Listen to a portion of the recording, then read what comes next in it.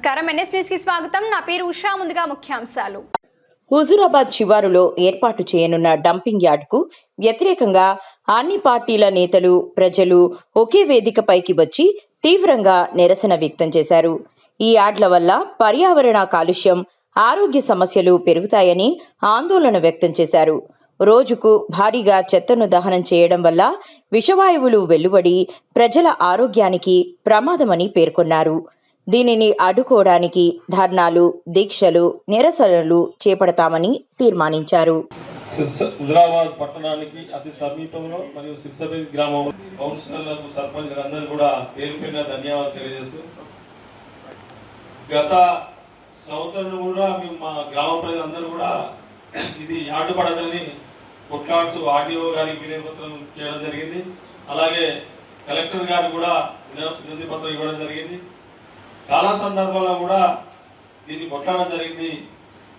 దీనికి అనుమతి ఇచ్చిన పట్టణం అంటే హుజూరాబాద్ పట్టణం. హుజూరాబాద్ పట్టణం మరి కౌన్సిల్ వేసారు, ఒక తీర్మానం మున్సిపల్ వాళ్ళకు తీర్మానం చేసి ఈ డంపింగ్ యార్డ్ మీకు వ్యతిరేకమైన వచ్చి తీసుకుపోవాలని, మరియు దీనికి ఎలాంటి సహాయ సహకారాలు అందించడం కూడా మా సిర్సబెల్లి గ్రామం కానివ్వండి, రంగాపూర్ గ్రామం కానివ్వండి, రాంపురం కానివ్వండి, ఈ చుట్టుపక్కల కొత్తపల్లి కానివ్వండి, ఇవన్నీ కూడా కొన్ని మున్సిపాలిటీ పనులు ఉన్నాయి. కాబట్టి దీన్ని ఖచ్చితంగా ఇక్కడి నుంచి రద్దు చేసే వరకు దీని పోరాటం ఆగదు.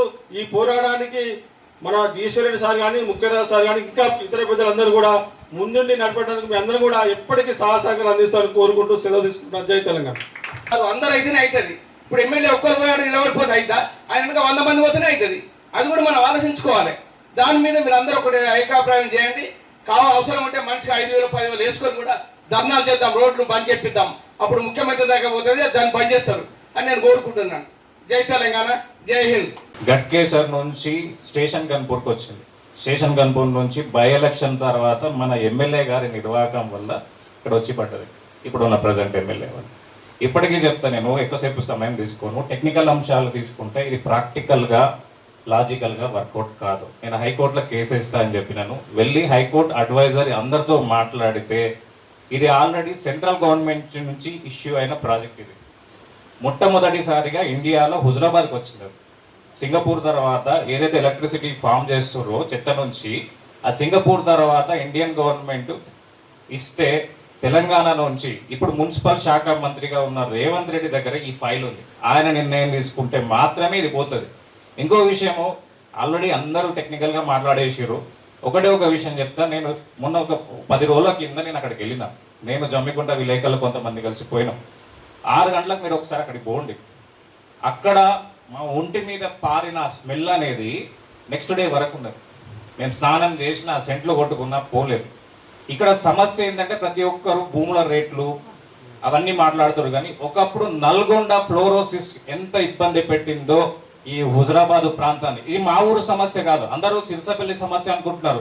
ఇది హుజూరాబాద్ నియోజకవర్గ సమస్య. నాకు ఉన్న ఇన్ఫర్మేషన్ ప్రకారం ఇది 40 ఎకరాలని అన్నారు. మొదటి ఫేజ్ మొత్తం కలిపి 270 ఎకరాలు రైతుల దగ్గర నుంచి తీసుకుంటారు త్వరలో. ఫస్ట్ ఫేజ్లో 40 ఎకరాలు, సెకండ్ ఫేజ్లో 220 ఎకరాలు తీసుకుంటున్నారు. అందులో ఎక్కువ నష్టపోయేది సింగపూర్ గ్రామం, తుమ్మనపల్లి గ్రామం, సిర్సబెల్లి గ్రామం. అందరు ఏమనుకుంటారంటే సిర్సబెల్లి సమస్య జమ్మికుంటలో నేను ఉన్నా కదా నాకేం సమస్య అనుకుంటున్నారు. కాదు, ఇది నియోజకవర్గ సమస్య. 6 సంవత్సరాల పిల్లల నుంచి స్టార్ట్ చేస్తే పచ్చిగా చెప్పాలంటే తల్లి రొమ్ము పాలు కూడా కలుషితం అవుతాయి. ఓపెన్గా మాట్లాడుతున్నాను. ఎందుకు అంటే క్యాన్సర్ రావడానికి కారణమైన క్రోమియం, కాడ్మియం అనేది మనం తగలబెట్టే చెత్త నుంచే వస్తుంది. ఇది ఆల్రెడీ నేను ప్రతి ఒక్క నాయకుడు తెలుసు. ఇంకోటి, రాజకీయాలు నేను మాట్లాడడానికి రాలేదు. మొదటి నుంచి కూడా నేను హైదరాబాద్ నుండి ఎంక్వైరీ చేసినాను. ప్రిన్సిపల్ సెక్రటరీని కలిసినాను, హైకోర్టు అడ్వైజర్ని కలిసింది. ఎవరిని కలిసినా కూడా ఇది రేవంత్ రెడ్డి తీసుకుంటే మాత్రమే, పర్సనల్గా తీసుకుంటే మాత్రమే సాల్వ్ అవుతుంది. ఇక్కడున్న నాయకత్వాన్ని ప్రశ్నిస్తున్నా. ఫస్ట్ ఎవరు కూడా మన ఎమ్మెల్యే గారి గురించి నేను మాట్లాడాలనుకుంటున్నా, సమయం కాబట్టి, సందర్భం కాబట్టి. ఇప్పుడు మొన్న అసెంబ్లీ సమావేశాలు జరిగినాయి. సిపి గారి గురించి ఆయనకు అవసరం లేదు, కలెక్టర్ గురించి అవసరం లేదు. అరే హుజూరాబాద్ జనాలు చచ్చిపోతుర్రు అయ్యా అంటే సిపికి నీకు ఏదైనా పంచాయతీ ఉంటే మీరు పోయి కరీంనగర్లో కొట్టుకోండి. హుజూరాబాద్ సంబంధం లేదు, అసెంబ్లీకి సంబంధం లేదు. ఒకటి. రెండో ప్రశ్న, నువ్వు హుజూరాబాదు వ్యక్తిగతంగా, రాజకీయంగా, ఆర్థికంగా ప్రతి ఒక్క నాయకుడిని డెవలప్ చేసింది. కెప్టెన్ లక్ష్మీకాంతరావు గారి అభిప్రాయం ఏంటి ఈ డంపింగ్ యార్డ్ మీద? ఈటల రాజేందర్ అభిప్రాయం ఏంటి? పెద్దిరెడ్డి గారి అభిప్రాయం ఏంటి? ముగ్గురు మంత్రులుగా చేశారు ఇక్కడ నుంచి. వాళ్ళని పంపించేస్తే హుజరాబాద్ అక్కర్లేదా? మా అమ్మ నాకు అన్నం పెట్టకపోతే ఇంటికి వెళ్ళగొట్టాను నేను అంటే మీకు పదవులు రాకపోతే హుజరాబాద్ మీకు అక్కర్లేదా? మీ ముగ్గురు ఏం చేస్తారు? లక్ష్మీకాంతారావు, ఈటల రాజేందర్, పెద్దిరెడ్డి గారు వాళ్ళ అభిప్రాయాలు తీసుకోండి ఫస్ట్. తీసుకున్న తర్వాత ఇప్పటి నాయకత్వం కౌశిక్ రెడ్డి స్టాండ్ ఏంటి? సరే అధికార పార్టీకి ఇక్కడ ఎమ్మెల్యే సీట్ రాలేదు, సరే వారంటే అభ్యర్థి, వారి చేతిలో ఏం లేదు. పొన్నం ప్రభాకర్ గారు ఇక్కడ మున్సిపల్ చైర్మన్ ప్రమాణ స్వీకారమైన నెక్స్ట్ డేనే కరీంనగర్ టౌన్లో వాళ్ళు వాకింగ్ చేస్తున్నారు. పొన్నం ప్రభాకర్ గారు ఏమంటారంటే ఈ కరీంనగర్ చెత్త అంతా తీసుకుపోయి కరీంనగర్ నుంచి వరంగల్ మధ్యలో వేస్తున్నాం, సీఎం చుప్పదండి సభలో చెప్పేస్తారు. సో ఇది అందరికీ తెలుసు, 2022 నుంచి అందరికీ తెలుసు. ఎవరు చూడు నేను సీఎం గారికి చెప్తా, ఎవరు చూడు నేను మాట్లాడిన వెంటనే అబ్బాయి ఎవరు ఎమ్మెల్సీ ప్రణవ్ ఒకటి చెప్తాడు, కౌశిక్ ఒకటి చెప్తాడు. అందరికీ తెలుసు ఎవరికి పోవాల్సిన సంచులాలకు పోయినాయి, ఎవరేం చేసేది లేదు. ఒకటి ఇంకో విషయం చెప్తా, కేసులు కుదరవు. రామన్న చెప్పినట్టు ఒక 90 రోజుల ప్లాన్ చేసుకుందాం. ఫస్ట్ ఇది సీఎం గారికి తెలియదు. ఇక్కడ ప్రజలు విమర్శిస్తున్నారు, ఇది వద్దంటున్న విషయం, వ్యతిరేకం ఉన్న విషయము సీఎం గారి దృష్టిలో లేదు. నేను తుమ్మల నాగేశ్వరరావు గారి దగ్గర పోయి కనుక్కున్నా, ఇన్ఛార్జ్ మంత్రికి కూడా తెలియదు. ఫస్ట్ ఆఫ్ ఆల్ ఇక్కడ నాయకత్వం పోయి చెప్తేనే కదా సార్ మా ప్రజలు వద్దంటారని చెప్పి ఇక్కడ నాయకత్వం వాళ్ళకి చెప్తేనే కదా. వాళ్ళకి చెప్పేటి నాదుడే ఉన్నాడు, ఎవరు లేరు. అంటే హుజరాబాద్ అనేది అన్ని ఇచ్చింది, ప్రతి ఒక్క నాయకుడికి డబ్బు ఇచ్చింది, పదవి ఇచ్చింది, పేరు ఇచ్చింది. మరి వాళ్ళు ఏమి ఇచ్చిర్రు అంటే చెత్తకుప్ప తీసుకొచ్చి పెట్టారు. మన ఇంట్లో కిచెన్లో చిన్న డస్ట్బిన్ పెట్టుకుంటేనే నీ గుమ్మం దాకా వస్తుంది, నీ బెడ్రూమ్ దాకా చెత్త వస్తుంది. అంటే ఒక చిన్న ఫీట్ ఉన్న డస్ట్బిన్ నీకు అంత చెత్త ఇస్తే ఇప్పుడు ఒక్క చెత్తను తీసుకొచ్చి మీరు పెడితేనే నాకు నెక్స్ట్ డే వరకు నా ఊళ్ళో కంపు కొట్టింది. 3 జిల్లాల చెత్త. హుజరాబాద్కి ఒక కాలేజ్ రాదు, ఒక కంపెనీ రాదు, పోరగాళ్ళకు ఉపాధి రాదు. ఏం తెస్తారు అంటే చెత్త తెస్తారు. ఈ చెత్త నాయకులు మనం ఎంచుకొని మనల్ని మనం కొట్టుకొని మనల్ని మనం తిట్టుకొని మనం మీటింగ్ పెట్టినంత మాత్రం ఏం రాదు. నేను కూడా మీతో చేతులు కలుపుతా. ఎందుకు కలుపుతా? అది నా ఊరు. ఏది సిరిసపల్లి ఒకటి కాదు, హుజరాబాద్ నియోజకవర్గం మొత్తం నా ఊరే అనుకునే మొదటి నుంచి నేను ఫైట్ చేస్తున్నా. అది ఉపాధి కావచ్చు, ఏదైనా కావచ్చు. మీరు స్టార్ట్ చేయండి, మీ ముందు నేనుంటా. ఏ టెక్నికల్ అంశాల్లోనే నేను హెల్ప్ చేస్తాను. Thank you so much. 570 ఎకరాలు, ఆదాబ్ జవహర్ నగర్ 350 ఎకరాలు, 3వ అతిపెద్ద డంపింగ్ యార్డ్ హుజరాబాద్కే వస్తుంది. దీని మీద ప్రతి ఒక్కరికి అవగాహన లేదు. ఫస్ట్ ఇది వస్తే ఎంతమందికి క్యాన్సర్ వస్తుంది, ఎంత పొలాలు నాశనం అవుతాయి. ఈ రోజు వరకు తెలంగాణ మొత్తంలో మంచి రైస్ వండే ప్రాంతం ఏముందంటే కరీంనగర్ జిల్లా, అందులో హుజరాబాద్. అది నాశనం అవుతుంది ఫస్ట్. కాబట్టి నా దృష్టిలో పెట్టుకొని ప్రతి అన్నట్టు మీరు విలేజ్ కమిటీ చేయండి అన్న. 107 సర్పంచులతోటి మనం పోదాం, బస్సు పెడతా, నేను పెడతా, సీఎం దగ్గరికి పోదాం, సీఎంని కలుద్దాం. ఫస్ట్ మీరు వాళ్ళకి చెప్పాలి కదా, మీ బాధ ఏందో చెప్పకూడదు. థ్యాంక్ యూ సో మచ్ అన్న పిలిచినందుకు. అంటే ఈ మీటింగ్ అరేంజ్ చేసుకున్నామంటేనే తీవ్రత ఎంత ఉన్నది అనేది మనం గమనించవచ్చు. ప్రజల భద్రత దృష్ట్యా మనము ఈ నిర్ణయం తీసుకుంటున్నాము. ప్రజల సంక్షేమమే మనకు ధ్యేయము. ప్రజల ఆరోగ్య దృష్ట్యా కావచ్చు, వారి భద్రత దృష్ట్యా కావచ్చు, మరి పర్యావరణం దృష్ట్యా కావచ్చు, మనము అంటే ఎంతైతే మనకు ఈ తీవ్రత ఉన్నదో ఆ తీవ్రతను మనము సంబంధిత మంత్రివర్గాలకు కానీ అధికారులకు కానీ తెలియజేసి, నాకు కొంతమంది పెద్దలు వచ్చి మున్సిపల్లో ఒక రిప్రజెంటేషన్ ఇచ్చారు. నేను వారికి సానుకూలంగా స్పందించి మన ఇన్ఛార్జ్ గారికి దృష్టికి తీసుకువెళ్ళడం జరిగింది. వారు కూడా సానుకూలంగా స్పందించడం జరిగింది. నేను సంబంధిత అధికారులతోనూ మంత్రివర్గంతోనూ చర్చలు జరపడానికి మేము సిద్ధంగా ఉన్నాము. ఇది మంత్రి గారి అంటే మన సీఎం రేవంత్ రెడ్డి గారి దృష్టి వరకు మనం తీసుకెళ్దామని నేను మీ అందరికీ కూడా మాటిస్తున్నా. మున్సిపల్లో కూడా మేము కూడా కౌన్సిల్లో ఒక తీర్మానం చేస్తాం. ఫస్ట్ ఆఫ్ ఆల్ దీని గురించి ప్రతి ఒక్కరు కూడా అంటే ప్రజల సహకారం అవసరం, అధికారుల సహకారం అవసరం, ప్రజాప్రతినిధుల సహకారం అవసరం. ఇది ఏ ఒక్క పార్టీకి సంబంధించింది కాదు. పార్టీలకు అతీతంగా మనం నిర్ణయాలు తీసుకొని సానుకూలంగా ముందుకు వెళ్దామని మరి ఒకసారి మీకు ధన్యవాదాలు తెలియజేస్తున్నాను. నాకు కొంచెం వేరే మీటింగ్స్ వల్ల నేను వెళ్తున్నాను, అన్నిదా భావించకూడదు. Thank you. అట్లాగే మరి నియోజకవర్గ ఇన్ఛార్జి కూడా సానుకూలంగా ఉన్నాడని మేడం చెప్తా ఉన్నారు.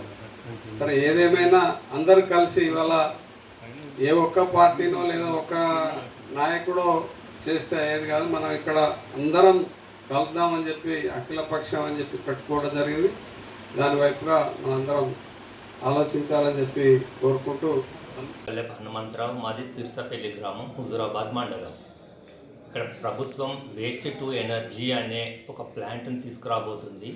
ఇది మున్సిపాలిటీలలో వచ్చే చెత్త అంతా, ఆ గార్బేజ్ని అంతా తీసుకొచ్చి ఇక్కడ సిర్సపల్లి దగ్గర ఒక 270 ఎకరాల విస్తీర్ణంలో ఒక ఎనర్జీ ప్లాంట్, అంటే విద్యుత్ ఉత్పత్తి చేసే ప్లాంట్ని ఏర్పాటు చేసి ఈ చెత్తనంతా కూడా కాల్చి కంబషన్ చేసి దాని ద్వారా నీటిని ఆవిరిగా మార్చి టర్బైన్ తిప్పేటట్టు చేసి ఆ టర్బైన్ ద్వారా జనరేటర్లు తిప్పితే విద్యుత్ ఉత్పత్తి అవుతుంది అనేది గవర్నమెంట్ ప్లాన్ ఇది. సో ఈ రకంగా ఇక్కడ ఒక విద్యుత్ ప్రాజెక్ట్ 6 మెగావాట్ల విద్యుత్ ప్రాజెక్ట్ని ఏర్పాటు చేయడానికి ప్రభుత్వం నిర్ణయం తీసుకున్నది. దీనికి కావాల్సిన ముడిసరుకు అంతా కూడా మున్సిపాలిటీల చెత్త, వర్ధన్నపేట దగ్గర నుండి మొదలు పెడితే వరంగల్ జిల్లా, కరీంనగర్ జిల్లా అంతా చెత్త కూడా ఇక్కడికే వస్తుంది.